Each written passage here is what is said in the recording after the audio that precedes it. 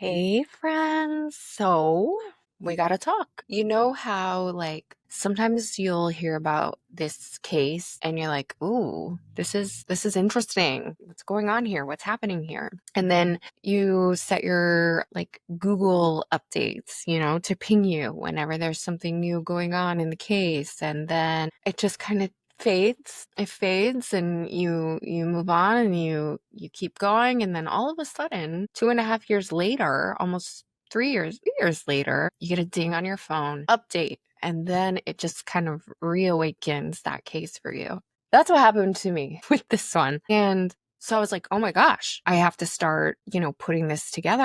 I gotta talk about this. Trial is actually starting tomorrow on this case. So I'm researching, I'm trying to read, I'm looking through YouTube and all of these things, and I'm not seeing anything. There's next to nothing. And this one was a tough one to research. There's really just not much information. And apparently this one has just been simmering for years, meticulously, and it very recently boiled over. And when it did, it definitely revealed a story that was pretty chilling, definitely tragic, and I feel like demands our full attention. I mean, as always, another chilling reminder that darkness can very frequently, and does very frequently, just lurk below the surface of very seemingly ordinary lives. And it has a devastating ripple on all of the innocent people surrounding it. And so, with all of that being said, welcome to TIFF Unraveled. If you're new here, and if you've been here before, then welcome back. I'm so happy to see you again.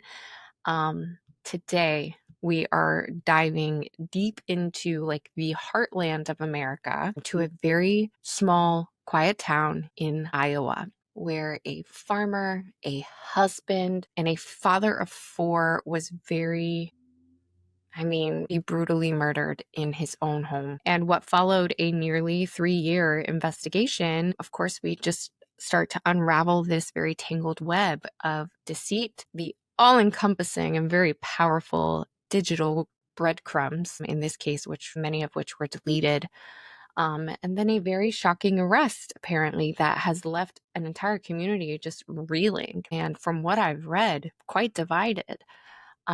This case has all of the hallmarks of a classic whodunit, but with this modern twist of digital forensics and a very chilling accusation that hit very close to home for this community. So grab a coffee, a glass of wine, a little snacky snack, and settle in.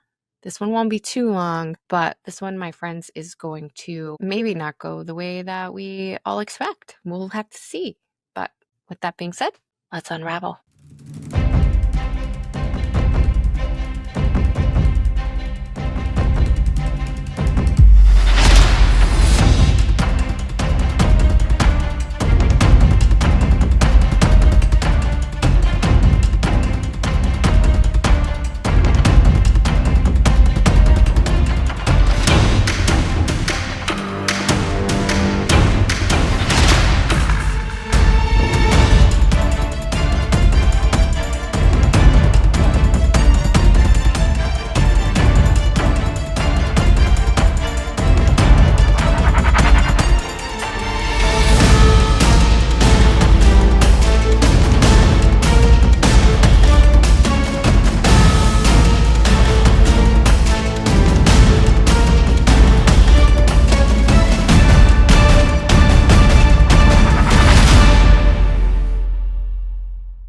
So it was pre-dawn, quiet hours, small town, June 18th, 2021, in Traer, Iowa. This is a time when most of small town America is still deep asleep, or just perhaps starting to stir for the day's first chores. A lot of farming and, agriculture out in this area. But at approximately 4:35 a.m. on that morning, that peace was shattered by a 911 call to the Tama County Sheriff's Office reporting a shooting on K Avenue in Traer, Iowa. This address was identified as the shared residence of Ryan and Karina Cooper. 7 minutes, according to reports. 7 minutes is what it took for the first deputy to arrive. Very quick, in my opinion, especially when you see, I mean, you can see like how far out this was quite an isolated area. 7 minutes to step into a scene that would really just kind of haunt everybody. The detectives, the people involved, and the entire community for years to come. Inside the home, they found 42-year-old Ryan Cooper, a man who, when I tell you in all my reading, my research, this man was a loved man in his community. Very well known, very popular amongst the residents here where he lived. He dedicated his life to farming and trucking and raising cattle, and most importantly, raising his 4 children. They found Ryan slumped in a recliner in his house. He had sustained 2 fatal gunshot wounds to the front of his face. The Iowa Office of the State Medical Examiner would later rule the death a homicide. But here is where this story takes its first chilling turn. When that deputy entered, who did they find? They found Karina Cooper, Ryan's wife, allegedly sitting on top of him in that very recliner. And if that's not chilling enough, the couple's 3 minor children were also in the home. Imagine that. The horror and the trauma and just the indelible mark that is left on those young lives. It is just a gut-punching reminder that victims are not just like names that we read about in reports, right? They are sons, they are daughters, they are fathers, they are mothers, and their loss just will echo through generations. Investigators did very quickly secure the scene. They found a .22 shell casing in the home, silent witness to this violence, but the gun, nowhere to be found. Not in the immediate vicinity. So we have a missing weapon. We have a wife who was allegedly found atop of her deceased husband and children present. So imagine the scene. The pieces were there, but the puzzle was far from put together at this point. And so I want to lead from there into Ryan Roy Cooper, right?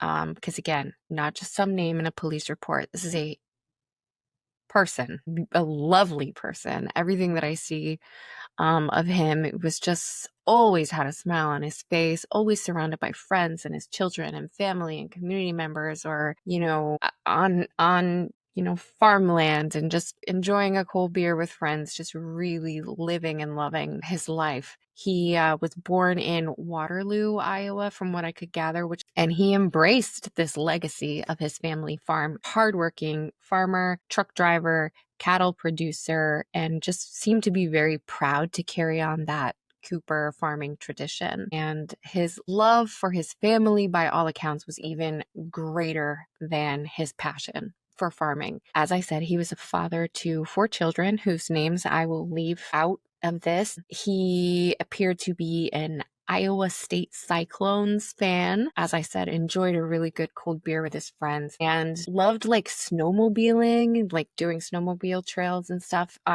It seems like he used to treat his family to like annual summer trips to Wisconsin and loved like jet skis and boat rides with his kids at the lake, like just an outdoor, one of those salt of the earth, just good, genuine people. He was known to be able to customize or fix or accessorize anything with a motor and kept all of that kind of stuff in pristine condition. His attention to detail seemed to be unmatched. Landscaping, and then I even read something about designing a custom shop for all of his favorite fast toys and beer drinking buddies. So Ryan in this community will be forever remembered as a man very deeply rooted in his community. And deeply loved by his family. And his life, very tragically cut short, seemed to have left a pretty unimaginable void. in this small town. For nearly 3 years, the investigation into Ryan's death was a slow burn, a very meticulous collaboration between the Tama County Sheriff's Office and the Iowa DCI, Division of Criminal Investigation. Detectives apparently executed multiple search warrants, interviewed countless individuals, and started piecing together this narrative that would eventually lead to quite a shocking arrest. And so here is where things kick off.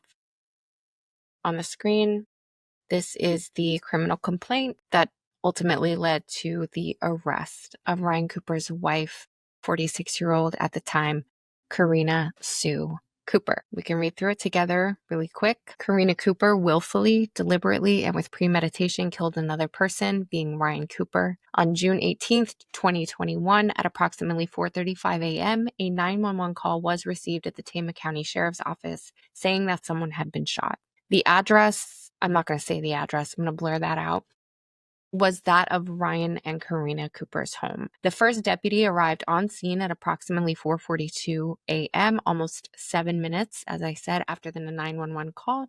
This deputy walked inside the residence and found a male laying in a recliner chair with what appeared to be a gunshot to the head in the front face area. Karina Cooper was sitting on top of the male, later identified as Ryan Cooper. Persons found inside the residence, being Karina Cooper and her 3 children, were removed to outside and medical personnel were summoned to the scene. The medical examiner was contacted and arrived at the scene where Ryan Cooper was pronounced dead. Upon further investigation at the scene by the Tama County Sheriff's Office, it was determined that Ryan Cooper had sustained 2 gunshots to the face that ultimately killed him. A .22 shell casing was found at the homicide scene and collected by the Iowa Department of Criminal Investigation's crime scene team. No firearm had been found in the immediate vicinity of Ryan Cooper. The crime scene team collected evidence at the address and took their evidence back to the lab located in Ankeny. The Tama County Sheriff's Office secured the scene until it was released after 7:30 p.m. on June 19th, 2021. On same date, June 19th, 2021, an autopsy of Ryan Cooper was performed at the Iowa office of the state medical examiner. Manner of death was homicide and cause of death was gunshot wound to the head. The medical examiner's office determined that Ryan Cooper died of 2 gunshot wounds to the face. The investigation continues with multiple search warrants and interviews in the many months following. Karina Cooper had told 2 witnesses she wanted Ryan Cooper dead and could shoot him in the face. On June 18th, 2021, Houston Dinker, having malice, aforethought, willfully, deliberately, and with premeditation, acted in concert with the co-defendant, Karina Cooper, to kill Ryan Cooper. Houston Dinker told investigators he planned and assisted Karina Cooper with the shooting death of Ryan Cooper. So that's the criminal complaint. Of course, investigation continued since this complaint was signed. And so let's get into the rest of this now.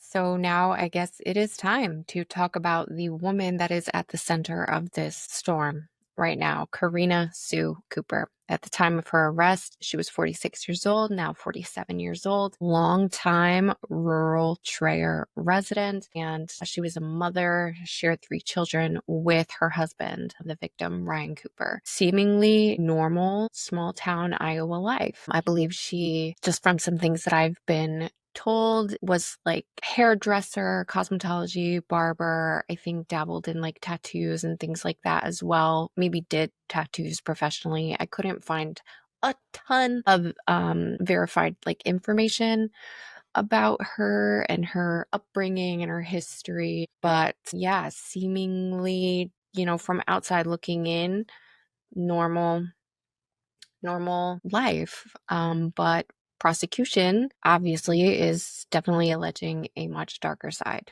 to Karina, claiming, as we read in the criminal complaint, that she told 2 witnesses that she wanted Ryan dead and could, quote, even shoot him in the face. So these alleged statements, again, coupled with like her reported position on top of Ryan when the deputies arrived, it's all just kind of, I think, to detectives painted an odd sort of picture.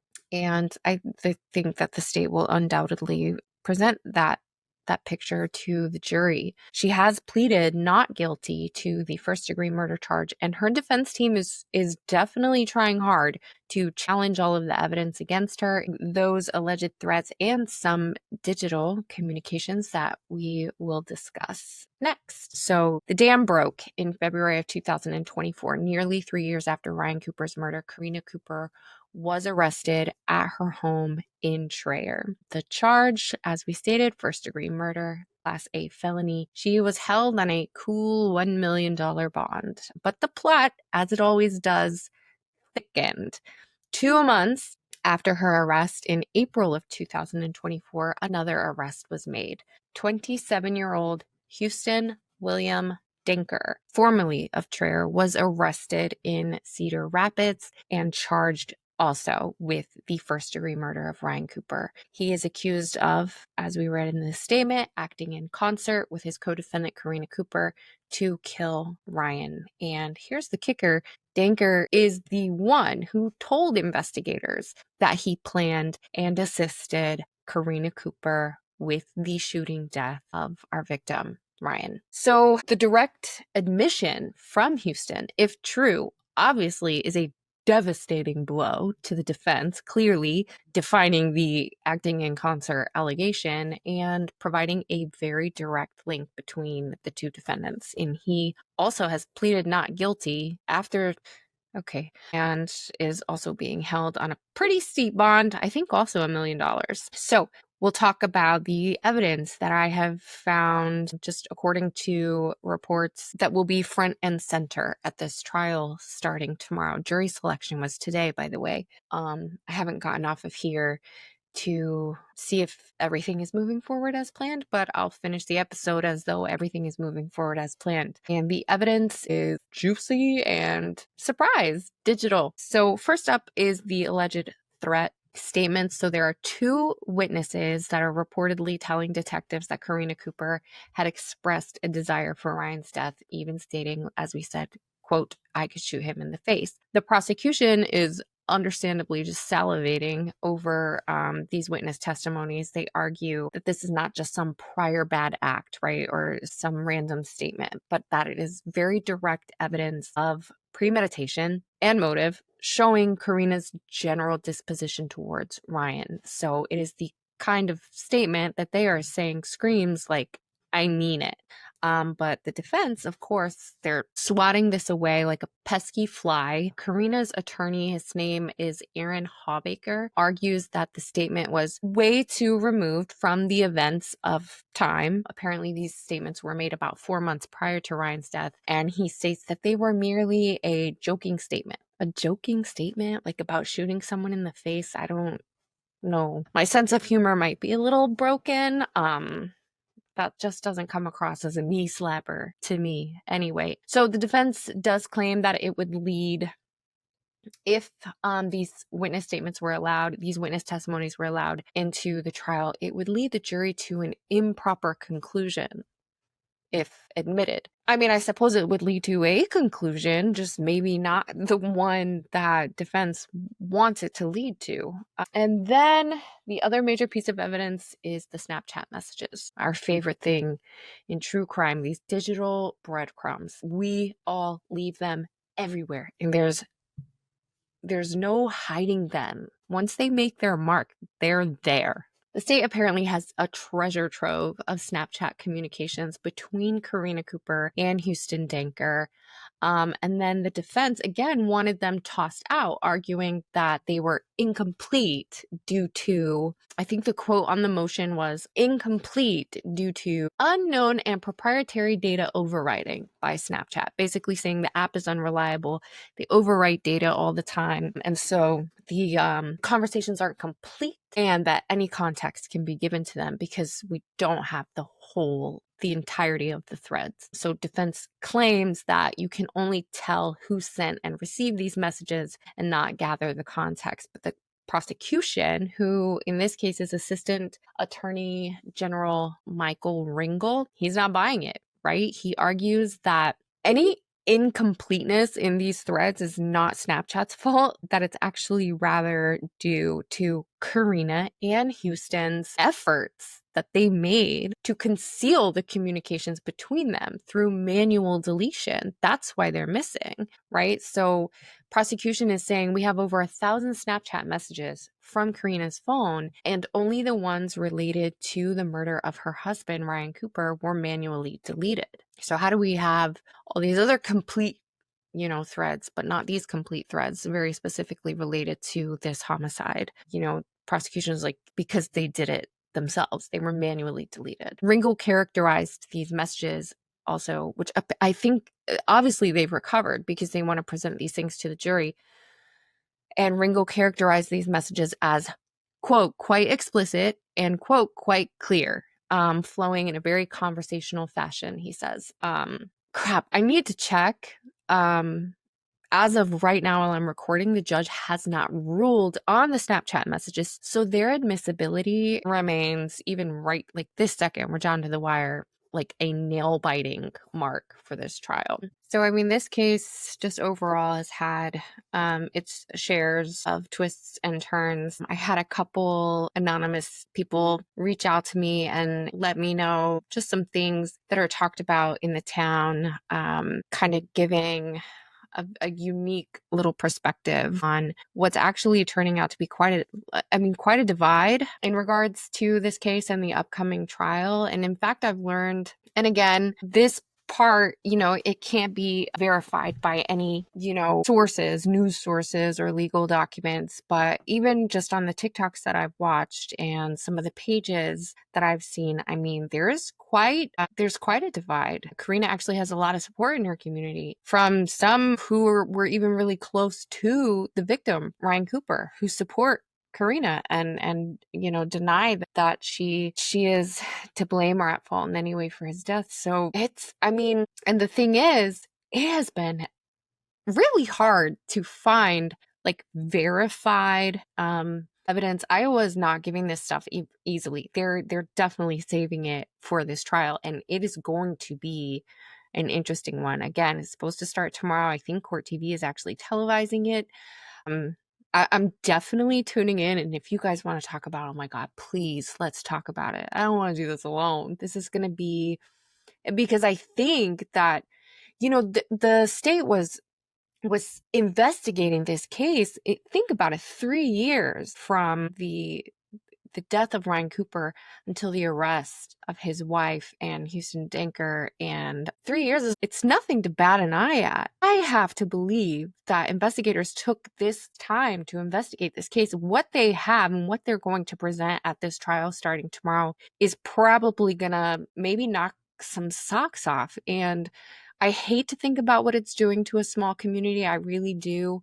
Because it everything that I read just made it seem like everybody there was so close knit, and this has definitely caused a rift there. But I definitely think that whatever the state has, they've held on tight to, with the exception of what we know with the witness statements and the Snapchat messages. And so I think that maybe some bombs are going to be dropped, and there's going to be some evidence there that just hasn't been able to be talked about until it's presented to that jury. So I'm definitely tuning in. Ryan deserves justice in whichever way that comes.